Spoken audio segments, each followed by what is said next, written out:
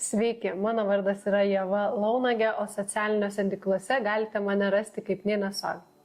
Aš esu Rėjus. Šiandieną šiame video mes jums pasidalinsime apie tam tikras sąmonės pabudimo stadijas, kaip tai atpažinti ir ką su tuo daryti. Taigi tikimės, kad jums bus įdomu, atpažinsite kai kur save, nes jeigu jau įsijungėte šitą video ir žiūrite, jeigu jis pas jūs atėjo kažkokiu būdu į realybę, tai reiškia, jame yra ta žinutė. Tai linkime malonaus laiko ir pradėsime pokalbį. Taigi, mes dalinsimės savo patirtimi, papasakosime, kaip mums tai prasidėjo, kas vyko, ieškojimai kokie buvo ir galiausiai kaip mes esame čia, kur esame, o esame realybėj, kur pilnai įgaliname savo potencialą dalintis, esame tikrai tokioj harmoningoj būtyje, kur viskas yra suderinta, tiek veikla, tiek laisvalaikis. Labai daug turime erdvės savęs tyrinėjimui, kuris niekada nesustoja. Tiesiog viskas labai gražiai persikūrė, taip pasakyčiau. Kaip tu pavadintum? Pavadinčiau savo patyrimą kaip visiškai manifestuotą realybę, kuri yra 10 kart geresnė, negu aš galėjau įsivaizduoti prieš 3 metus, kuomet viską tiesiog sudėjau, palikau ir iškeliavau, nes man neberezonavo nei veikla, kurią tuo metu užsiėmiau, ir ji buvo ties 10 metų žyma. Kaip tik buvo tie metai, tą vasarą, kuomet būtų buvę 10. Karjeros gimtadienis, ir intuicija man pasakė, kad viskas reikia uždaryti. Tai prieš 3 metus užsidarė veikla, socialinis ratas, aplinka, šalis, miestas, viskas užsidarė. Tai pakankamai staigiai tas pokytis įvyko ir drastiškai, ir per 3 metus sugebėjai praeiti daug tokių pokyčių vidinių, ar ne, ir transformacijų. Aš asmeniškai pradėjau šitą kelionę intensyviau, kai man buvo 28 metai, tai prieš 10 metų. Ir 10 metų truko mano toksai transformacijos pokyčiai iki dabar, kur aš esu. Bet iš tikrųjų aktyviai dalinuosi, aktyviai skleidžiu, aktyviai vedu įvairiausius kursus, sesijas žmonėm ir taip toliau, būtent jau 10 metų nuo to pirmojo pabudimo momento. Tai gal pasidalinkime, kaip mes jautėmės, kas buvo prieš tai. Nes aš manau, kad tie, kas žiūri video, turi tą tokį jausmą, arba jūs jau esate įgalinę save tame pabudime ir drąsiai esate tame ir visi jūsų aplinkiniai žino apie tai, kad jūs jau esate šiek tiek kitokioj stadijoje, kitokioj sąmonės būty, arba jūs dar labai nedrąsiai tiesiog jaučiatės, kad kaip balta varna savo aplinkoj ir jaučiatės, kad kažkas negerai, nes neberezonuoja tas senas pasaulis, bet to naujo pasaulio dar nėra. Ir slapta galbūt net klausote šitą video, kad nieks nepamatytų, nes baisu, ką kiti pagalvos. Tai bet kokiu atveju, kad ir kaip yra, mes džiaugiamės, kad jūs tiesiog esate čia su mumis. Ir aš asmeniškai pradėjau tą ieškojimą, man iš pradžių atrodė tikrai, aš nežinojau, aš apie nieką nežinojau, aš nežinojau nei apie meditaciją, aš nežinojau nei apie sielą, nei apie kažkokius gilesnius dalykus. Aš jau žinojau apie minčių valdymą.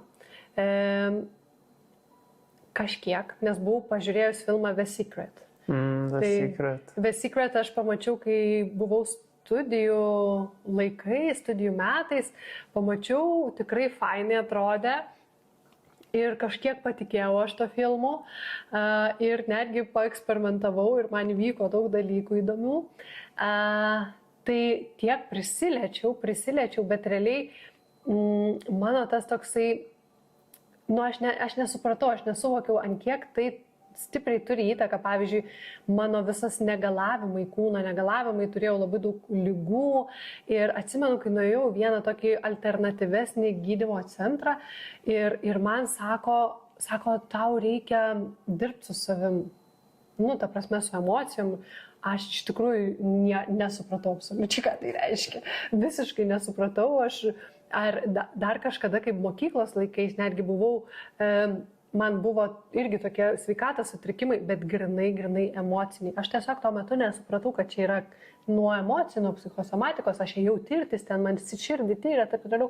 Ir man daktaras pasakė, sako, tau reikia keisti gyvenimo būdą. Visiškai nesupratau, ką tai reiškia. Ką reiškia čia keisti gyvenimo būdą, apie ką čia. Tai buvo tokių žinučių.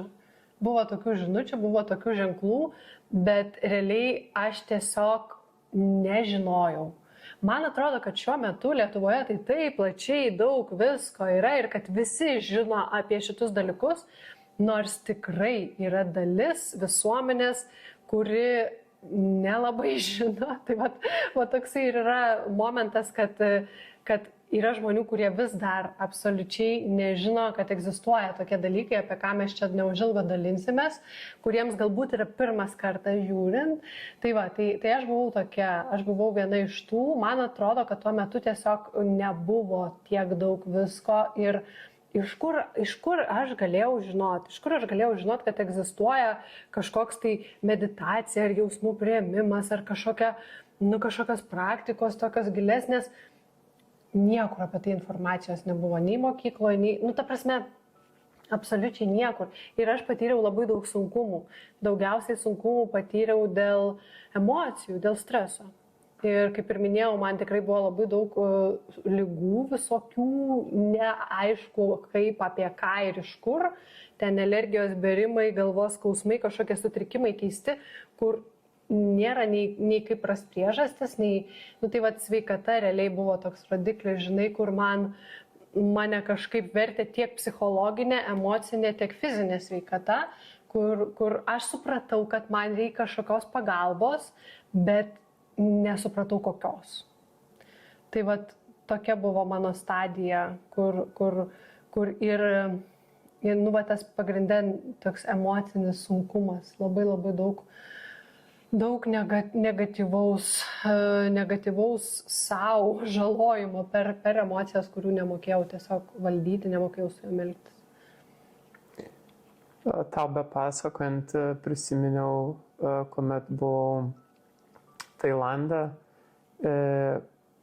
tik po traumos kaklo jau pradėjau vaikščiot, bet ieškojau, kas gali man padėti su tuo kaklu. Ir atėjus į tokią trobelę vienoje iš Tailando salų,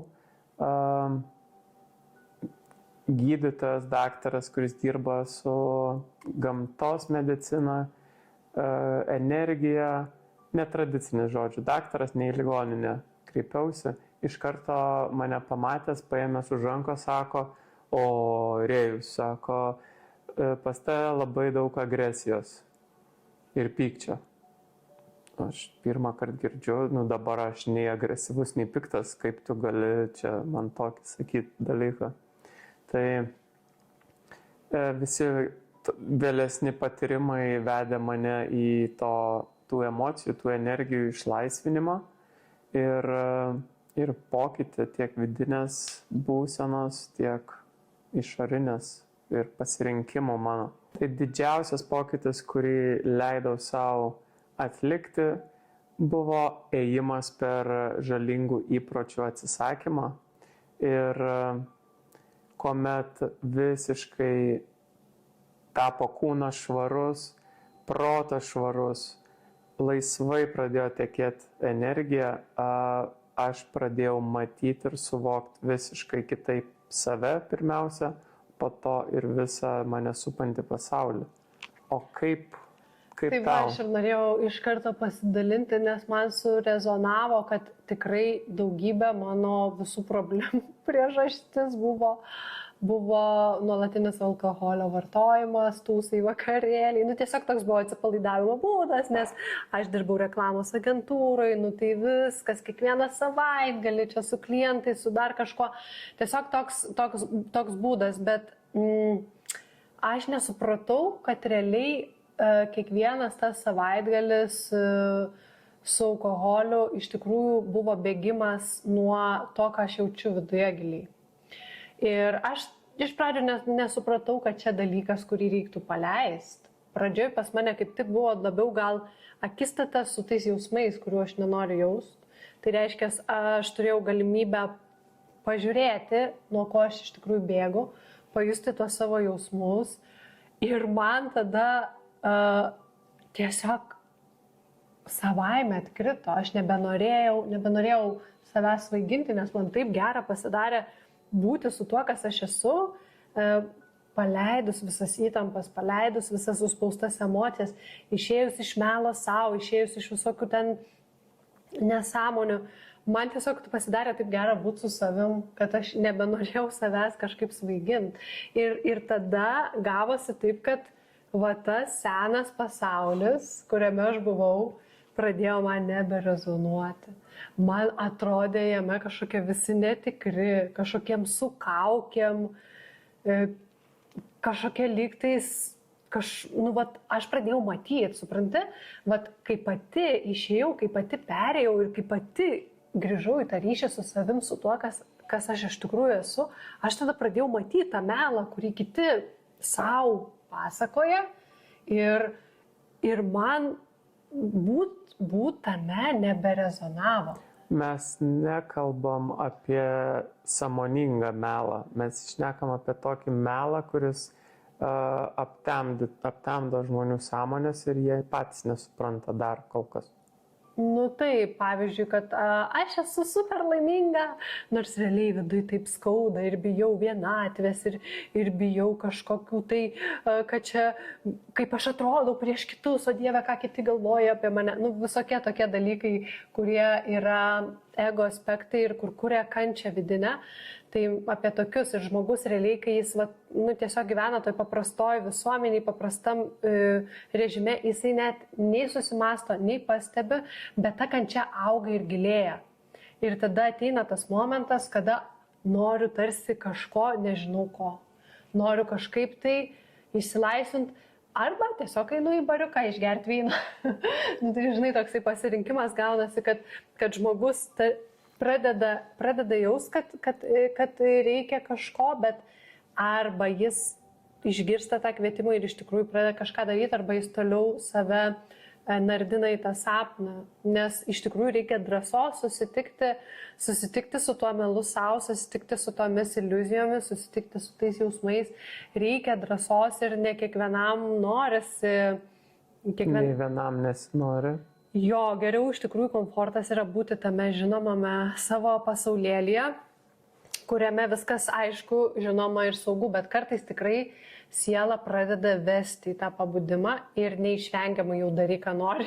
Tai tiesiog veda. Tai man asmeniškai buvo taip, kad aš neturėjau pasirinkimo. Todėl kad pas mane įvyko didžiulis šiftas. Aš palydėjau savo mamą, kuri sirgo vėžiu ir jinai iškeliavo iš fizinio kūno. Aš buvau šalia jos tuo metu, kada jinai iškeliavo iš fizinio kūno ir man tada įvyko labai stiprus kažkoks tai sąmonės pokytis. Po to, kai jinai iškeliavo ir dabar aš jau žinau, kad jos siela tiesiog buvo su manim ir man pusę metų po jos išėjimo prasidėjo labai stiprus pabudimas, labai stipriai pradėjo plėsti sąmonę. Ir iš tikrųjų žmonės dažnai prieš tos pabudimus patiria arba artimo žmogaus praradimą, arba kažkokią ligą, arba kažkokią netektį, kažkokia krizė dažniausiai vyksta gyvenime, tam, kad žmogus įeitų į tą tokį pabudimą. Labai retai, kada natūraliai žmogus tiesiog domisi ir jam įdomu. Ir pas mus dabar kas ateina? Tai ateina jau vėžių sergantys žmonės, ar ne, kurie, jau dabar, jau supranta, kai jau atėjo vėžys, kad dabar reikia kažką keisti ir kažko ieškoti. Tai labai norėtųsi, kad žmonės tiesiog jaustų, kad nebūtina ta krizė tam, kad pradėčiau gilesnę savęs pažinimo etapą, nebūtina lauktos krizės, nebūtina laukti, kol numirs kažkas, ar ten paliks, ar ten kūnas pradės rodyti tuos ženklus. Tai aš labai tikiuosi iš tikrųjų, kad vis daugiau žmonių pasiryš pasiryš vien tik tai nujausdami tą tokią vidinę kančią, kuri kartais yra labai sunkiai apčiuopiama, nes mes labai daug turim išoriai kažkokiu tai dirgiklių, pramogų, kitų žmonių, svečių, visko labai daug išoriai ir kartais neturim laiko į save pažiūrėti, bet aš labai tikiuosi, kad užteks bent jau to intuityvaus pajutimo, kad vis dėlto aš jau noriu giliau patirinėti save tam, kad nepatirti tų krizių. Tai va, tai čia vienas būdas, kaip siela mus budina, tai būtent per tas krizinės patirtis. Tai man buvo tas lūžis mamos išėjimas ir didžiulis pokytis ir šiftas prasidėjo tuomet, kai išlydėjau ją pusę metų po to. Jos išėjimas gegužės mėnesį ir spalio mėnesį aš patyriau tą tokį jau stipresnį pabudimą. Tai gegužės, birželis, liepa, rugpjūtis, rugsėjis, 5 mėnesių. Tai va, tai kaip tau? Aš gavau labai daug žinučių, kurias praignoravau, kurios mane kvietė, budino ir galiausiai, kadangi ignoravau šias žinutės ir nesekiau, kur jos vedė, tai mano visa realybė susprogo. O, čia labai geras momentas, aš norėčiau sustabdyti šiek tiek, nes tikrai labai daug žmonių ir kas man rašo, būna, žinai, pajaučia tai tokį, kad kažkas reikia, ateina į sesiją, pavyzdžiui, ir gauna žinutės, kad viskas, dabar jau reikia keisti gyvenimą. Ir, tai judėsiu po truputį, iš lėto. Ir tada, bam, ateina ten kažkokios didžiulės skolos, pradeda ten viskas griūt. Nes iš tikrųjų, tas yra, kad jeigu mes priešinamės ir neinam švelniu būdu, gražu ir mylinčiu būdu, tai tada mes patys save pradedam vesti per tą kančią, per išbandymus ir per susprogdinimą, ką tu pats ir paminėjai. Taip, tai po to susprogdinimo aš nuolankiai pasidaviau, pamačiau, kas čia vyksta ir suvokiau, kad aš neturiu jokios kontrolės. Supratau, kad senas gyvenimas man nerezonuoja, bet kaip naują kurt aš dar nežinau ir nemoku. Tai padariau, ką tuo metu galėjau geriausia padaryti, tai nuėjau į bažnyčią. Į Google Earth, paspaudžiau mygtuką I'm lucky ir man išsuko random vietą visoje žemėje ir prieš išsukant aš savo pasakiau, kad ir kur išsisuks, aš varysiu. Tai 3 dienos po to išsisukimo išsisuko Armėnijos kalnai. Po 3 dienų aš jau buvau Armėnijoje kalnuose, nors aš nežinojau nei kaip ten papult. Atėjo ir žmogus, ir gidas, ir viskas susidėliojo. Tai reiškia, kai tik tai paklausai to kvietimo, atsirado visas vedimas. Atsirado vedimas, atsirado resursai, žmonės, palaikymas, energija, viskas. Ir pasitikėjimas. Pasitikėti, taip. Tai va čia tas toksai dalykas, kad iš esmės mes visi esame sielos, kurios patiriame save šitoj žmogiškai patirtį. Ir mūsų tikslas, kodėl vis mes čia esam, tai yra prisiminti, kas mes iš tikrųjų esam, prisiminti, kad mes esam siela. Ir kai mes gyvenam tą žmogišką gyvenimą, panyram per daug į tas savo dramas, iliuzijas ir pradedam išvedinėti, pradedam vesti save į prisiminimą. Tai toks yra mūsų visų tikslas iš tikrųjų. Tiesiog prisiminti, kas mes esame iš tikrųjų. Nes žmonija turi evoliucionuoti. Mes labai fainai evoliucionuojam technologijos, va čia AI, bet mūsų sąmonė taip pat turi evoliucionuoti. Mes negalim būti tame pačiame tamsume, užsimiršime, kaip buvome visą laiką didžioji masė žmonių, nes tiesiog yra laikas, jau yra laikas pabusti ir prisiminti tam, kad galėtume pradėti naują savo gyvavimo kaip žmonijos civilizacija etapą. Tai dabar čia mes esam pora Lietuvoj. Ir mes dalinamės su jumis. Tačiau šiuo pat metu pasaulyje daugybė žmonių filmuoja tokius video, transliuoja tokius video, daugybė žmonių, kurie prisiminė, transliuoja, rodo ir netgi ir pačioj Lietuvoje. Tai reiškia, kad mes vieni kitiems siunčiame žinutės, kad aš prisiminiau, aš praėjau visą tą kelionę, laikas tau prisiminti, laikas tau taip pat pajusti, ką tu gali iš tikrųjų ir kur iš tikrųjų veda šitas patyrimas mus visus. Tai apie tai gal šiek tiek vėliau, bet esminis dalykas, tie budimo etapai, ką mes ir minėjom, kad pradeda tikrai kažkoks toks vykti, gali kažkoks griuvimas vykti, kažkokių tai gyvenimo sričių griuvimas, gali vykti nepaaiškinimas jausmas, tiesiog kilti nepaaiškinamas jausmas, kad neberezonuoja aplinka, kurioje esu, norisi domėtis gilesniais dalykais.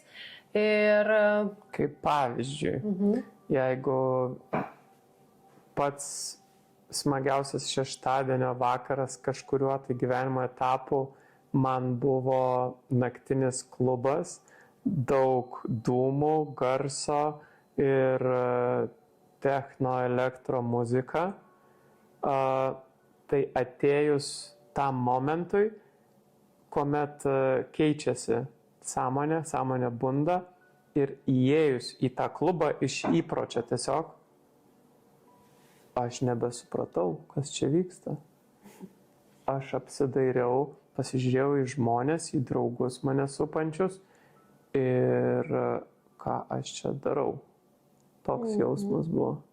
Tai pirmieji pokyčiai vyksta ten, kur daugiausiai mes energijos investuojam arba kur labiausiai save žalojam.